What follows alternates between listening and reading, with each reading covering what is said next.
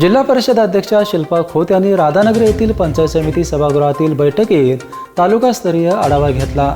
शासनाच्या जनकल्याणकारी योजनांची अंमलबजावणी करताना कोणतीही त्रुटी, दिरंगाई अथवा हलगर्जीपणा खपवून घेतला जाणार नाही। प्रत्येक विभागाने योजना पारदर्शकपणे आणि जबाबदारीने राबवण्याचे निर्देश अध्यक्षा खोत यांनी दिले आहेत। बैठकीत विविध विभागांच्या कामकाजाचा आढावा घेण्यात आला।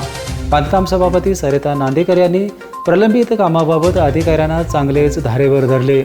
पावसाळ्यापूर्वी नादुरुस्त शाळांची तातडीने दुरुस्ती करण्याचे आदेश देण्यात आले आहेत। यावेळी सभापती आर.वाय. पाटील, जिल्हा परिषद उपाध्यक्ष तानाजी पाटील, अतिरिक्त मुख्य कार्यकारी अधिकारी संतोष जोशी, शिक्षण सभापती शीतल यादव, समाज कल्याण सभापती श्रद्धा गायकवाड, बालकल्याण सभापती विद्या पाटील, जिल्हा परिषद सदस्य अरुण जाधव, अभिजित तायशटे, संयुक्ता मोरे, सागर धुंद्रे, अमृता डोंगळे, गट विकास अधिकारी संदीप भंडारी, पंचायत समिती उपसभापती अश्विनी चौगले, मोहन पाटील, शिक्षण अधिकारी मीना शेंडकर आदींसह विविध विभागांचे अधिकारी उपस्थित होते।